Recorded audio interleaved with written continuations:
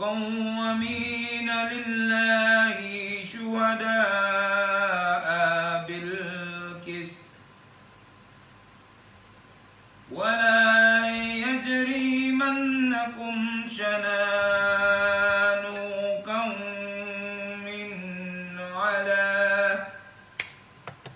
قوم على ألا تعدلوا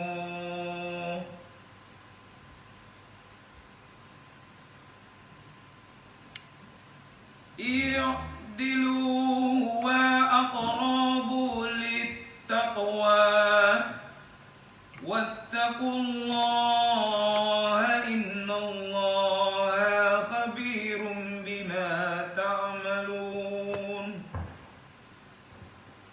Hai orang-orang yang beriman, hendaklah kamu jadi orang-orang yang selalu menegakkan kebenaran karena Allah, menjadi saksi dengan adil, dan janganlah sekali-sekali kebencianmu terhadap sesuatu kaum mendorong kamu untuk berlaku tidak adil.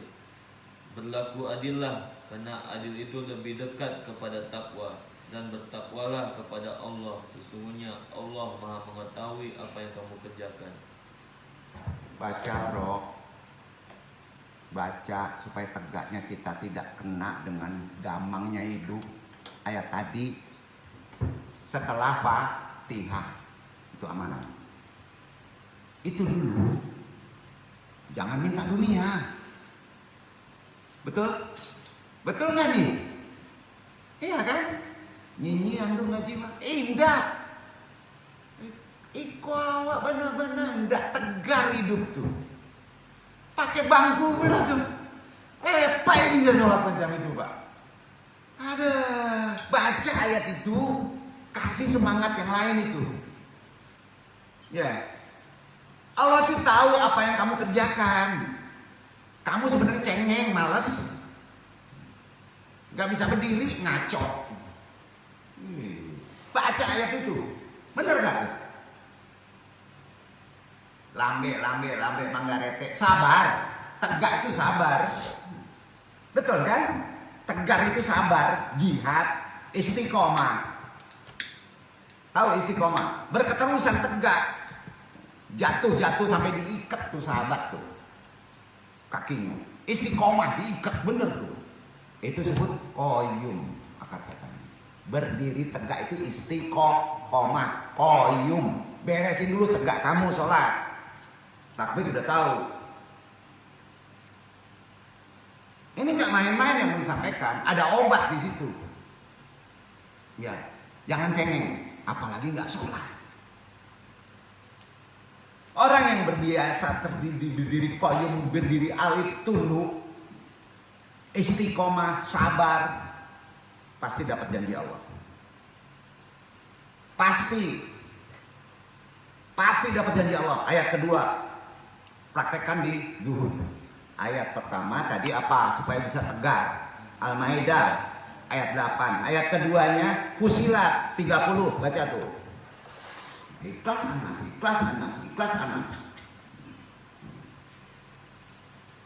Baca ayat 30.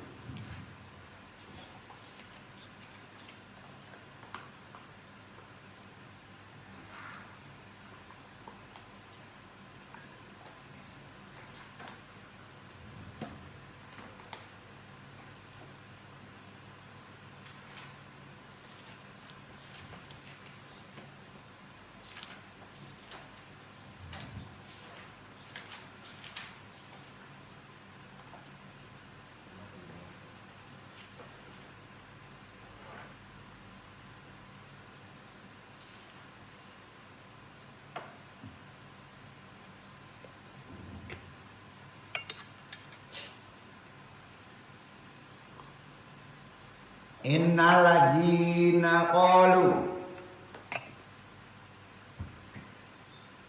41 suratnya ayat 30. Fusilat. Innalladzina qalu rabbuna Allah summa istaqamu tatanazzalu alaihim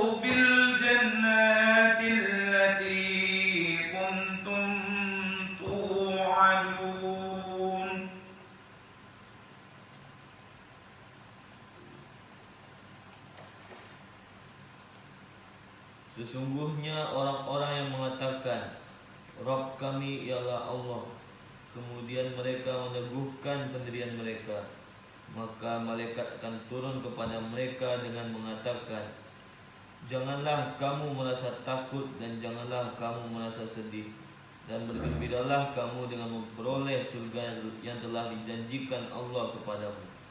Memangnya untuk nanti, untuk dunia juga tuh, kamu akan tegar, sehat, gembira, tegar, meneguhkan pendirian juga. Ya, jangan cengeng, sholat, sabar, istiqomah. Benar nggak ayat itu? Benar nggak? Apa yang mesti kita lakukan? Masa sudah ini Allahu Akbar, nggak ngerti apa yang dibaca. Minta kepada Allah kita tegak, tahan banting dalam hidup. Betul kan? Baca ayat yang tadi pertama rakaat kedua, insya Allah antum di back malaikat koyum turun tuh, di backing tuh, tegar kamu, nggak takut, nggak mundur, ibarat rimau. Jadi ayat power ini di koyum, jangan cengeng deh, nggak ada yang ditakutin. Kalau sudah di back dengan malaikat koyum, mintalah. Ini minta duit, minta sehat, kecil. Kalau malaikat sudah negakin kaki begini terus bapak tegar, nggak duduk. Betul? Betul atau betul benar? Betul benar kan sama. Ada yang ngomong gitu. Benar atau benar? Oke. Yeah. Hadis juga menyebutkan konsisten, tegar, berdiri, mempertahankan kebenaran. Begitu kalau orang bersolat. Karena kita udah di back sama malaikat. Malaikat begitu. Kodamnya datang. Ya, sebenarnya nggak turun Pak. Udah nyandar. Karena kita di dunia malaikat koyum.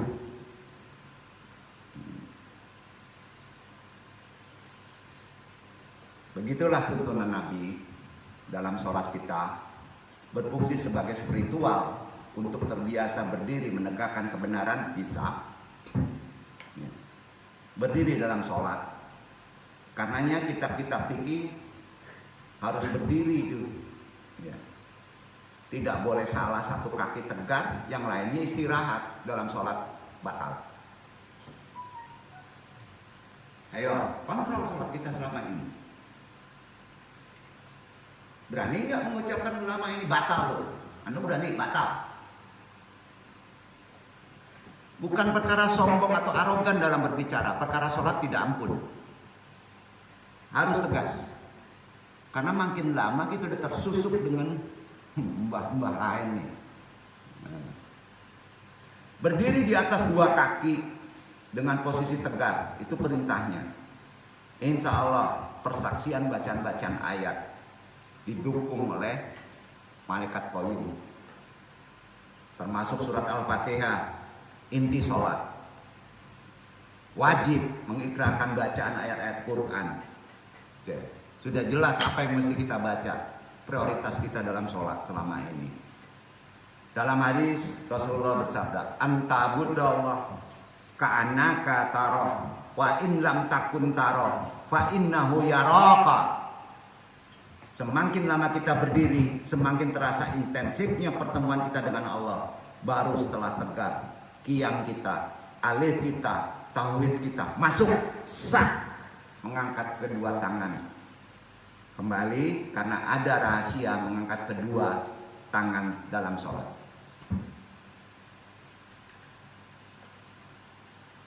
Apa itu?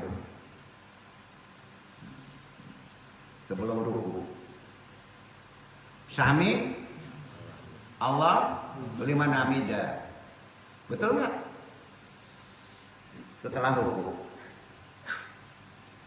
Takbir kedua disebut takbir ihram. Setelah ruku ada sami Allah liman hamidah. Nanti untuk sambung untuk pemahaman.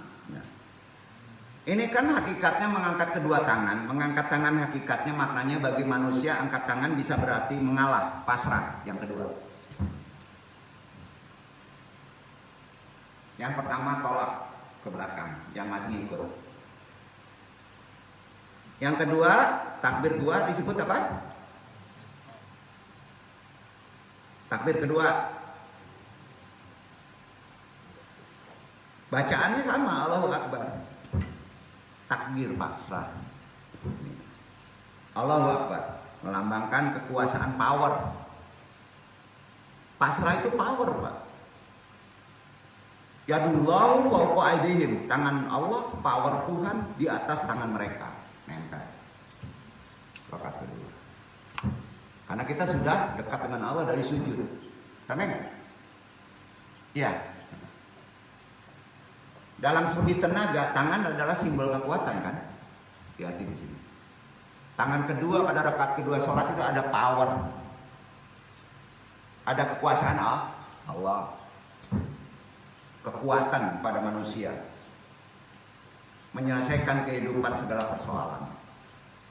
Itu makna sholat. Tetapi tangan juga sering digunakan untuk membuat persoalan. Betul? Jika manusia mampu mengontrol tangan, kekuasaan, kekuatan, potensi yang dimilikinya setelah biasa rakaat kedua, manusia akan mencapai tingkat keutamaan kesempurnaan dalam manusia. Nggak perlu latihan kan udah kan, Pak? Nggak perlu. Ya, mengangkat kedua tangan sejajar dengan muka, telapak tangan menghadap ke kiblat. Yang kedua, jangan dijentik. Paham? Jangan dilepas. Takbir kedua, bro, jangan dilepas seperti takbir pertama. Ngerti nggak nih? Takbir pertama lepas. Takbir ke Allah. Berhenti sebentar. Ambil power. Duduk. Ikat power.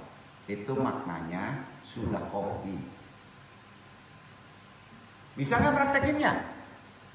Ya. Nah. Angkat kedua tangan, jangan dilepas ke belakang, tetap hadapan ke kiblat. Kedua tangan tadi hadapkan kepada Allah, tawajuh kepada Allah. Itu maksudnya. Makanya ayat kedua yang dibaca tadi Fussilat 30. Roh kami ialah Allah.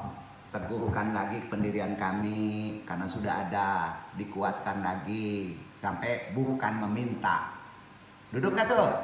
Itu maknanya. Nah, tegarlah berdiri pada sholat, pahami makrifatnya, hakikatnya, gerakan itu. Nah, makanya tidak boleh di yang kedua ini apa yang pertama juga nggak boleh. Salah satu kaki tegar, yang lainnya istirahat. Ada yang sholat kayak gitu nggak, Pak? Kita yang tahu sendiri ya. Berdirilah di atas kedua kakinya. Kalau tegak itu perintah koin itu sudah berada pada rakaat kedua. Ya. Sudah itu, kalau kita masih susah, ya, jangan sampai kita sholat itu menjadi ajab. Kalau lalai, itu disebut sholat yang merugi. Tolong dibaca Al-Lahab tadi. Setelah sholat baca Al-Lahab, ya, sampai Pak. Kedua tangan kita yang pernah melakukan kekeliruan, dosa dan maksiat disucikan melalui penyerahan diri menghadap kiblat. Secara fisik tangan kita mungkin pernah mengambil sesuatu yang bukan hak kita, pernah menolak, menunjuk, memfitnah, menandatangani sesuatu yang fiktif, menyentuh, meraba, meremas yang bukan miliknya. Secara simbolik, secara makna, secara hakikat, power yang Allah berikan kepada kita sebagai khalifah, baik melalui tangan, ketegaran kaki. Sudah tahu kita manfaatnya mesti gimana. Selama ini kita amati. Kita ini kan khalifah, harus benar-benar khalifah. Tetapi kita sia-siakan amanah itu. Ya, itu sudah ada di sholat. Seolah-olah kita, tangan kita adalah tangan Abu Lahab yang dikutuk oleh Al-Quran. Seraya dengan mengangkat kedua tangan diri kita dengan segala kekuatan dan kelemahan yang dimilikinya, serahkan sepenuhnya kepada Allah. Karena itu lafaz Allahu Akbar tidak main-main. Karena sifatnya kekuatan, serang, Allahu Akbar, Allahu Akbar. Hati-hati kalau untuk menjolimi orang, jadi dosa. Ya, jadi dosa. Jelas Allahu Akbar memiliki kekuatan untuk bisa mengecilkan diri kita secara total di hadapan Allah. Kecil, besar di sesama makhluk. Kedua tangan kita yang selama ini menjadi andalan kita, setelah diangkat langsung dilipat. Tidak ada arti apa-apanya di hadapan Allah. Itu arti dilipat. Laksana patung berdiri tegak tanpa kekuatan apapun di hadapan Allah, seperti mayat yang terbujur dengan tangan yang terlipat. Makanya ayatnya 30. Yang kedua, setelah mengangkat melipat tangan kita, mengikrarkan doa iftitah. Sesungguhnya ungkapan batin yang paling tinggi kepada Allah, sesungguhnya sholatku, pengabdianku, hidupku, matiku hanya untuk Allah seluruh sekian alam. Ini ikrar di awal. Inna sholati wa nusuki wa mahyaya wa mamati. Kalau itu sudah diikrarkan, sudah berjanji dengan Allah, antum sudah sholat jolim, maka kata Allah, tunggu kutukanku. Ngerinya kan? Makanya jangan dimainin Allah dalam sholat itu. Kontrol sholat kita. Antum udah berikrar kepada Allah. Inna sholati wa nusuki wa mahyaya wa mamati lillahi ta'ala. Jolim antum. Dikutuk antum. Itu disebut sholatnya kok menjadi rugi. Jangan sholat. Kalau antum masih begitu. Itu ketegasan antum ya. Diawali dengan sholat yang sempurna, wudhu sempurna, menggunakan penutup aurat yang bersih, harum, sholat berjamaah kalau bisa di masjid dan musola. Memang begitu laki-laki, atau di dalam sholat tahajud, dalam keheningan malam. Idealnya tangan selalu terangkat dalam takbir ihram, seharusnya menjadi khalifah dan abid. Untuk apa kita mengangkat tangan minimum 5 kali, bahkan lebih dalam sehari semalam? Kita tidak mampu menunjukkan perubahan total dalam hidup. Untuk apa sholat? Itu kata Nabi. Jangan sampai kita termasuk orang-orang yang sholat tetapi divonis oleh Allah celaka. Seperti dalam firman-Nya, maka celakalah bagi orang yang sholat, yaitu orang-orang yang lalai dari sholatnya, nggak paham makna sholat, tidak tahu unsur makrifat gerak. Orang-orang yang berbuat ria, enggan menolong dengan barang-barang berguna. Titipan Allah. Ayat ini kan sudah jelas untuk kita. Wahai orang-orang yang selalu angkat tangan di hadapan Allah setiap kali sholat, mengapa tetap melakukan perbuatan keji? Tidak pantas antum sholat. Tidak pantas. Apakah antum meledek aku? Itu kata Allah. Jangan ledek aku. Jangan mainkan aku. Na'udzubillah min dzalik. Sebagaimana diketahui, Nabi Muhammad SAW mendapat perintah untuk mendirikan sholat 5 waktu. Jangan mainkan aku. Dimulai saat beliau melaksanakan Isra Mi'raj 27 Rajab tahun 11 kenabian atau 2 tahun sebelum hijrah dari Madinah. Mudah-mudahan kaji ini memang agak menonjok, tapi memang perlu ditonjok.